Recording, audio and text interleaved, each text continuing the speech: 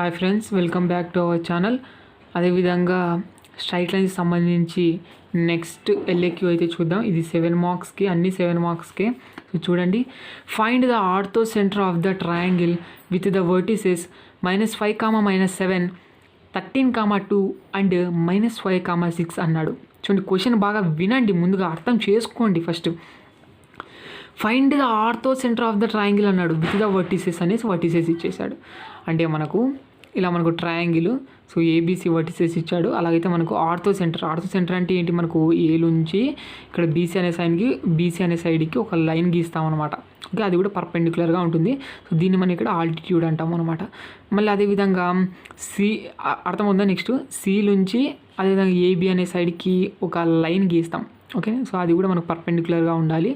So దాన్ని altitude అంటాం. అదేవిధంగా బీ నుంచి కూడా ఏసీ సైడ్కి ఒక లైన్ అయితే గీస్తాం అనమాట. అది మనకు పర్పెండిక్యులర్గా ఉండాలి. సో దాన్ని కూడా ఆల్టిట్యూడ్ అంటాం కదా. సో ఈ విధంగా మనకు ఆల్టిట్యూడ్స్ యొక్క ఇంటర్సెక్షన్ ఏదైతే ఉందో అది మనకు ఆర్థో సెంటరు అంటారనమాట. దాన్నే okay, ortho centre of the triangle అంటారనమాట. అది ఖచ్చితంగా మనకు ఆల్టిట్యూడ్ అన్నానంటే ఖచ్చితంగా అది మనకు పర్పెండిక్యులర్గా ఉంటాయి అన్నమాట. సైడ్స్తో అర్థమవుతుందా, సైడ్స్తో మనకు పర్పెండిక్యులర్గా అయితే ఉంటాయన్నమాట ఆ లైన్స్ అనేది.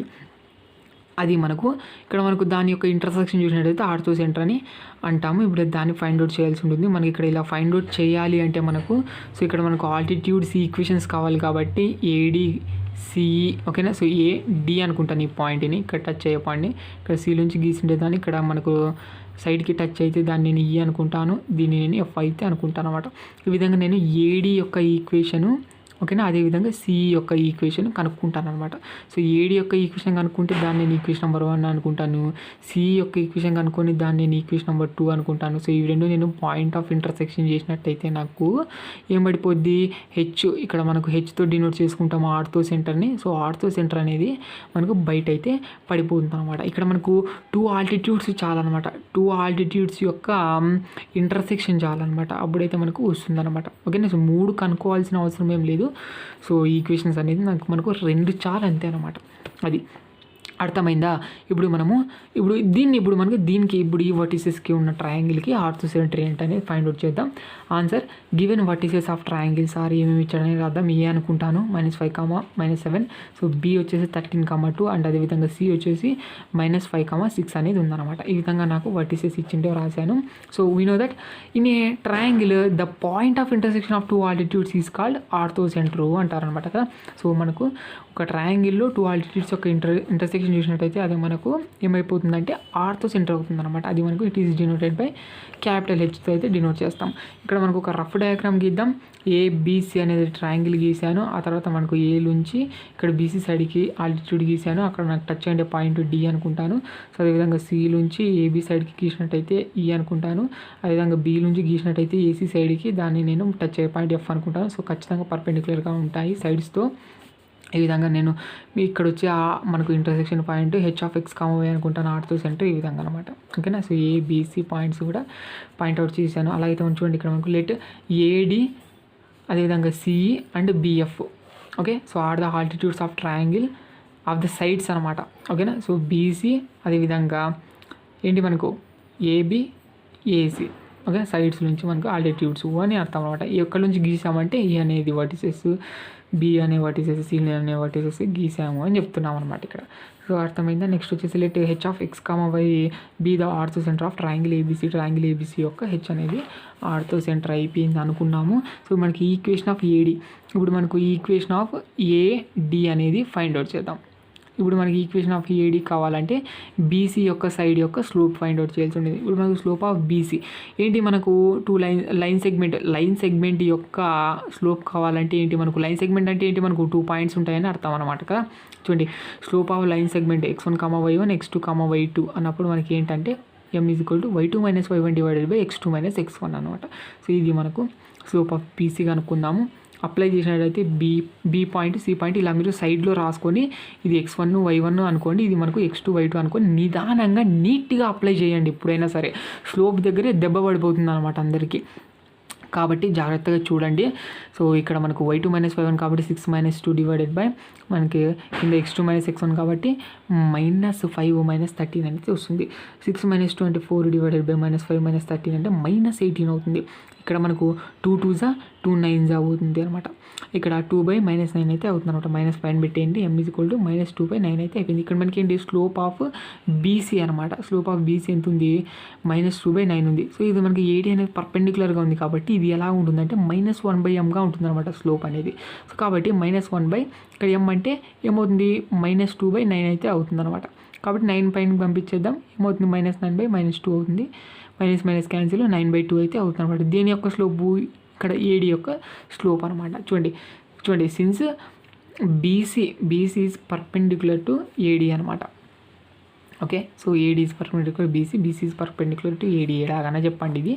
సో కాబట్టి మనకు స్లోప్ ఆఫ్ AD కాబట్టి ఈ విధంగా నాకు 9/2 అయితే వచ్చింది. ఓకేనా, ఎందుకు వచ్చిందని కూడా చెప్పేశాను అనమాట. ఇంతకుముందు వీడియోలో కూడా క్లారిటీగా ఎక్స్ప్లెయిన్ చేశాను. సో మనకు స్లోప్ ఉంది, AD యొక్క స్లోప్ ఉంది, మనకు ఇంకా పాయింట్ ఉందన్నమాట. E అనే పాయింట్ కూడా ఉంది కదా. ఈ లైన్ అనేది మనకు E అనే పాయింట్ కూడా టచ్ అవుతుంది, ఇలా ఉంటుంది కదా.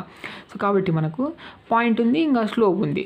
మనకి ఈక్వేషన్ కావాలంటే ఫార్ములా ఏంటంటే y - y1 = m × x - x1 అనమాట. ఇక్కడ m అనే స్లోపు -1/mగా అవుతుంది అనమాట ఇక్కడ మనకు. కాబట్టి AD.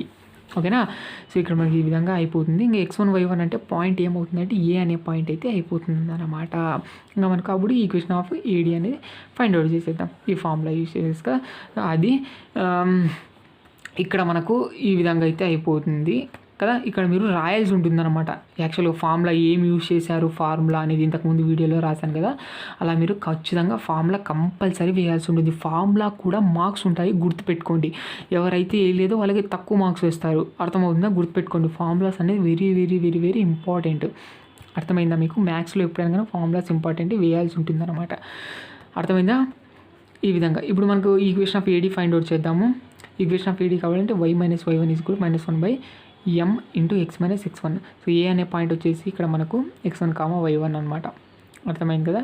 ఇక్కడ మనకు A అనే పాయింట్ అనమాట. ఇక్కడ మనకు AD కావాలి కాబట్టి ఇది అప్లై చేసేద్దాం. y - -7 = 9/2 × x - -5 అయితే అయిపోయింది. -+, ఇక్కడ 2 ఉంది కాబట్టి డివైడబుల్ ఉంది కాబట్టి ఈ సైడ్ పంపించేద్దాం. అప్పుడు ఇంటూ అవుతుంది. సో 2 × y + 7 = 9 × x + 5 అవుతుంది. సో 9తో ఇంటూ చేద్దాం. ఇక్కడ మనం 2తో ఇంటూ చేద్దాం. అప్పుడు 2y + 2 × 7 అంటే 14 = 9x + 9 × 5 = 45. ఇక్కడ ఈక్వేషన్ ఫార్ములా రాద్దాం కాబట్టి ఇవన్నీ ఈ సైడ్ తెచ్చేద్దాము. 9x + 4y - 2y - 14 = 0. 45 ఉంది ఇక్కడ మనకు. చూడండి ఇక్కడ మనకు ఆర్డర్లో రాద్దాం. ఇంకా 9x - 2y ఇంకా 45లో నుంచి -14 పోతే ఎంత మనకు? 45లో నుంచి 14 పోతే ఎంత మనకు? ఎంత అవుతుంది చెప్పండి? 31 అయితే అయిపోతుంది అనమాట. 31 అనమాట. +31 = 0. ఈ విధంగా ఇది మనకి ఏంటి? మనకు లైన్ ఈక్వేషన్ చూడండి. ఇది మనకు AX + BY + C = 0 అనే జనరల్ ఫామ్లోనే ఉంది మనకి, ఇది స్టాండర్డ్ ఫామ్లోనే. కాబట్టి ఇక్కడ మనకు లైన్ ఈక్వేషన్ అనమాట ఇది. అర్థమైందా? మరి ఏందో అనుకోవద్దండి, లైన్ ఈక్వేషన్ అది. అర్థమైందా? లైన్ ఈక్వేషన్ కూడా ఎలాగైంది మనకు ఇది ఫార్ములా యూజ్ చేసామన్నమాట కదా. స్లోపును పాయింట్ ఉన్నప్పుడు మనకు లైన్ పైన పాయింట్, అదేవిధంగా స్లోపు ఉందంటే ఈజీగా ఫైండ్ అవుట్ చేయొచ్చు లైన్ ఈక్వేషన్. అలా ఫార్ములా వేసుకొని ఫైండ్ అవుట్ చేసుకున్నాం లైన్ ఈక్వేషన్. అది AD యొక్క లైన్ ఈక్వేషన్. మర్చిపోకూడదు మీరు, ఏది కాన్సెప్ట్తో నేర్చుకోవాల్సి ఉంటుంది. ఇది మనకు ఈక్వేషన్ నెంబర్ 1 అయితే అనుకున్నాం. ఇప్పుడు మనకి AD అనేది ఒక ఆల్టిట్యూడ్ వచ్చింది, దీన్ని ఈక్వేషన్ నెంబర్ 1 అనుకున్నాం. నెక్స్ట్ మనకు CE కానీ ఈ విధంగా గీసుకోండి. E అయిపోతుంది. ఇది ఇక్కడ B నుంచి ఇలా గీసుకున్నట్లయితే F అయిపోతుంది. BF కానీ CF కానీ ఏదో ఒకటి కనుక్కోండి చాలు. ఇక్కడ మనకి ఈక్వేషన్ ఆఫ్ CE కనుక్కున్నాను. ఓకే, సో CE కనుక్కున్నాను. సో ఎలా కనుక్కుంటాం CE యొక్క ఈక్వేషన్ అంటే ముందుగా AB యొక్క స్లోప్ కనుక్కుంటాము. దీనికి రివర్స్గా ఉంటుంది -1/mగా. స్లోప్ వచ్చింది, ఇంకా C అనే పాయింట్ ఉంది. ఇంకా ఇలాగే సేమ్ మనకు ఈక్వేషన్ ఫార్ములా వేసుకొని ఈక్వేషన్ కనుక్కుంటాం CE. ఇది అర్థమైందా? ఈక్వేషన్ ఆఫ్ CE కనుక్కుందాం రండి. స్లోప్ ఆఫ్ AB కనుక్కోవాలి కాబట్టి y2 - y1 / x2 - x1. ఇక్కడ కూడా మీరు ఫార్ములాస్ రాయాల్సి ఉంటుంది. సో అర్థమవుతుందా మీకు? ఫార్ములా అనేది very very very very important. A అనేది -5,7, B అనేది మనకు 13,2. ఇక్కడ మనకి x1 y1 x2 y2 apply చేయండి. ఇక్కడ మనకు జాగ్రత్తగా అప్లై చేయాలి. అర్థమైందా? 2 - -7 / 13 - -5 అవుతుంది. -2 - +, -2 - +, 2 + 7 / 13 + 5 అయిపోయింది.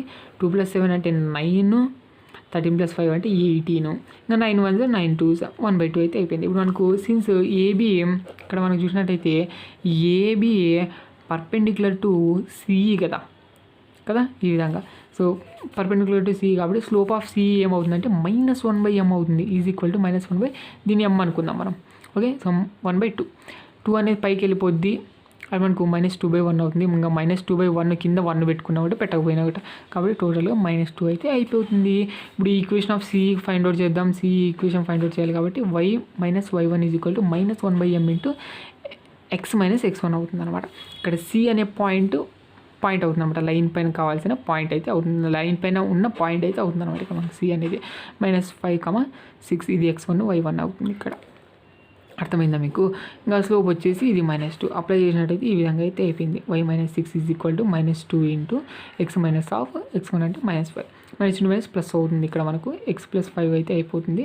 అదేవిధంగా ఇక్కడ మనకు 2తో అయితే ఇంటూ చేద్దాం, ఇంకా -2తో ఇంటూ చేద్దాం. ఓకే, ఈ విధంగా y - 6 = -2 ఇంటూ x అంటే -2x, ఇంకా మైనస్ ఇంటూ ప్లస్ అంటే -2 ఇంటూ 5 అంటే 10 అనమాట. ఇంకా మైనస్లో ఉంది కాబట్టి ఎక్స్లో దీని అంతా ఈ సైడ్ ఇచ్చేసుకుందాము. So y - 6 + 2x + 10 = 0. So 2x + y ఆర్డర్లో రాయాలన్నమాట, లైన్ ఫామ్లో ax + by + c = 0 కదా, ఈ ఫామ్లో రాయాల్సి ఉంటుంది మనకు. 2x + y ఇంకా 10లో నుంచి 6 పోతే +4 = 0. ఇది మనకి ఈక్వేషన్ నెంబర్ 2. ఇంకా కామన్ ఏమైనా వస్తే తీసుకోండి, ఇంకా ఏం తీయడానికి ఏం లేదు కాబట్టి ఇంకా ఇలాగ వచ్చేస్తుంది అంతే. ఇది equation number 2. So equation number 1, equation number 2, ఇంకా సిఈ ఈక్వేషన్ కూడా వచ్చేసింది. ఇంకా ఇవి రెండు మనకు ఏడి ఉంది, సిఈ ఉంది. ఈక్వేషన్ నెంబర్ 1, ఈక్వేషన్ నెంబర్ 2 ఉంది. ఇంకా పాయింట్ ఆఫ్ ఇంటర్సెక్షన్ చేద్దాం. సో చూడండి, solving point of intersection between equation number 1 and equation number 2, then we get h(x, y) orthocentre అనేది బయటపడిపోద్ది. చూడండి, x, y 1 ముందుగా చూసుకుందాం. మిడిల్లో చాలా జాగ్రత్తగా వినండి, తెలుసు కదా అని అనుకోవద్దు. చూడండి, ముందుగా మిడిల్ రాయాలి. -2, 31, 9, -2. ఓకే, సో అది రాసుకోవాలన్నమాట. ఇక్కడ -2, 31, 9, -2. చూడండి, ఇక్కడ మనకు x, y 1 రాసేసి ఎక్స్కి ముందర ఇలా రాయాలన్నమాట. అర్థమైందా? ముందర నుంచి స్టార్ట్ చేస్తూ రాయాలి ఈ విధంగా మధ్యలోకి వచ్చేటట్టుగా. ఆ తర్వాత మరి దాని కిందనే ఈక్వేషన్ నెంబర్ 2 యొక్క రాద్దాం. ఇక్కడ 1, 4, 2, 1 రాద్దాం. 1, 4, 2, 1 అయిపోయిందా? ఇప్పుడు మనకు x ÷ 4 ఇంటూ -2 అంటే -8 అవుతుంది. వెంటనే -1 రావాలి. 1 ఇంటూ 31 అంటే 31 = y ÷ 2 ఇంటూ 31 అంటే 62 అవుతుంది. వెంటనే -1 రావాలి. 4 ఇంటూ 9 అంటే 36 = 1 / 9 ఇంటూ 1 అంటే 9, వెంటనే -1 రావాలి. 2 ఇంటూ -2 అంటే -4. అది చేద్దాం. ఇక్కడ x ÷ -8 - 31 y ÷ 62 - 36 = 1 / ఇంకా ప్లస్ అవుతుంది, -, ఇంటూ ప్లస్, కాబట్టి 1 / 9 + 4 అయిపోయింది. కాబట్టి ఇక్కడ 9 + 4 అంటే 13, 62లో నుంచి 36 పోతే 26, ఇంకా -8 - 31 అంటే -39 అవుతుంది అనమాట కదా, -, ఇంటూ ప్లస్ కాబట్టి ఇంకా 31 అవుతుంది కాబట్టి సింబల్ ఇది. ఆ విధంగా సో x / దీనికి ఈక్వల్ చేసుకుందాము. x / -39 = 1 / 13 -39 ఈ సైడ్ పంపించేద్దాం. x -39 / 13, 13 1 13 3 so x -3. అదేవిధంగా అవి రెండు ఈక్వల్ చేద్దాం. y / 26 = 1/13, 26 ఈ సైడ్ పంపించేద్దాం. y 26 / 13, 13 1 13 2 y 2. ఇది మనకు ortho centre. Therefore ortho centre of triangle ABC ఈ విధంగా రాయాల్సి ఉంటుంది. h(x, y) -3, 2 అనమాట. ఈ విధంగా మనం ఖచ్చితంగా బాక్స్లో పెట్టాల్సి ఉంటుంది. ఇది కనపడాలి అందరికీ, అర్థమైందా? ఇది కనపడాలి బాగా క్లారిటీగా. ఇది అనమాట కాన్సెప్ట్. అర్థమైంది కదా మీకు ఎలా చేసామన్నది? ఈ విధంగా అనమాట ఈజీగా సాల్వ్ చేశాను అనమాట. ముందుగా ఇచ్చిండే వాటిసెస్ రాసుకున్నాను, అదేవిధంగా డెఫినేషన్ రాశాను ఆర్థో సెంటర్ అనేది ఏంటనేది. సో కాబట్టి మనకు 2 ఆల్టిట్యూడ్స్ యొక్క ఇంటర్సెక్షన్ కాబట్టి, సో ఇక్కడ మనకు ఆల్టిట్యూడ్స్ ఏవి అనుకున్నాను. ఆ తర్వాత నేను హెచ్ అనేది ఆర్థో సెంటర్ పాయింట్ అన్నాను. ఆ తర్వాత ఈక్వేషన్ ఆఫ్ ఏడి కనుక్కున్నాను, ఏదో ఒక ఆల్టిట్యూడ్. ఓకే, ఏదైనా కనుక్కోవచ్చు, మీరు బిఎఫ్ కూడా కనుక్కోవచ్చు స్టార్టింగ్లోనే, ఏవైనా కనుక్కోవచ్చు స్టార్టింగ్లోనే, సిఈ కూడా కనుక్కోవచ్చు, ఏవైనా కనుక్కోండి. ఇదే కనుక్కోవాలనే రూల్ ఏం లేదు మీకు, అర్థమైందా? ముందుగా మనకు ఏడి యొక్క ఈక్వేషన్ కావాలంటే బీసీ యొక్క స్లోప్ కనుక్కున్నాను. సో ఏడీను బీసీను పర్పెండిక్యులర్గా ఉంటాయి అన్నాం కాబట్టి, ఆల్టిట్యూడ్ కాబట్టి అది మనకు స్లోప్ ఎలా ఉంటుందంటే -1/mగా ఉంటుందన్నమాట ఏడి యొక్క స్లోప్.